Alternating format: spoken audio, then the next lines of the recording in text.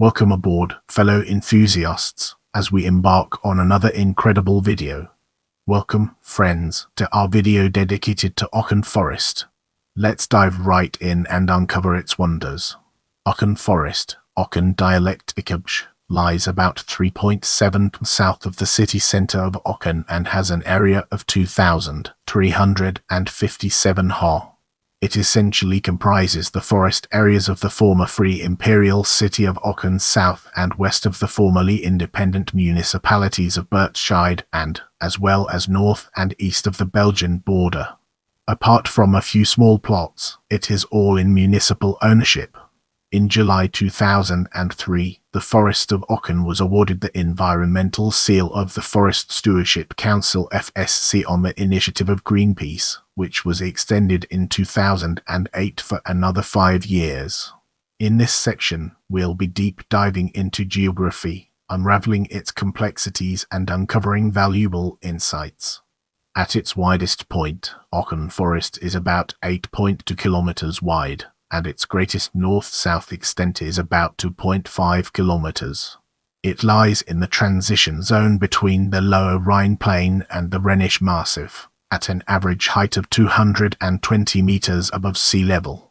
The Brandenburg is its highest peak at 355.4 meters, closely followed by the Tussberg at 354.7 meters.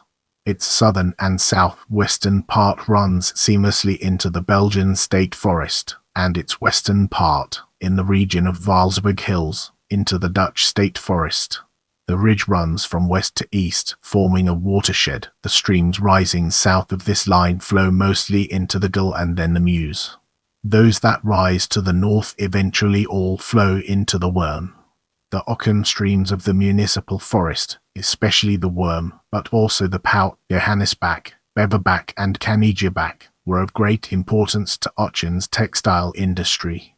With the takeover of Burtscheid's municipal forest in 1897, Aachen acquired the forest cemetery Waldfriedhof with its Bismarck Tower, and with the addition of Forst's woodlands in 1906, it gained the Lintet Cemetery and, in 1980, the private forest of the Aachen Forest estate, which had been bought in the Urs from Baron Karl von Nelson. In 1925 the city finally acquired the von Halfen Park from Landrat Karl von Halfen, which merges into the northern edge of the municipal forest. In addition, in the 20th century, 2 housing estates belonging to the city of Aachen were built within the forest, a small one in the area of Pommerotter Weg and another, the quarter of Priswold, along the southern part of Litticher Stray. The Aachen Forest is dominated by a telecommunications tower owned by Deutsche Telekom, built in 1984 and which is called the Mullerklinks in the Aachen dialect. In the next portion, we'll be immersing ourselves in the realm of wartime history and coffee smuggling and examining its broader implications. In the forest can be found remnants of the high-voltage fence, which was built at the beginning of the First World War, as a means of preventing Belgians from escaping military service by fleeing to the Netherlands. It was powered by the Aachen side and ran from Waals, along the German-Dutch border up to the Weilanderek, and from there to the mouth of the Schelde. Several civilians and soldiers were killed in this section. 20 years after the First World War, the Aachen Forest was included in the framework of the Aachen Saal program for the construction of the West Wall. There is evidence of the remaining sections of the cusp line in Kopfchen, as well remnants of World War II bunkers at Gut-Entenpfuhl and Nelson Park. From 1945 to 1953 the forest was part of the Aachener Kaffeefront, when the high price of coffee encouraged smuggling between Germany, Belgium, and the Netherlands.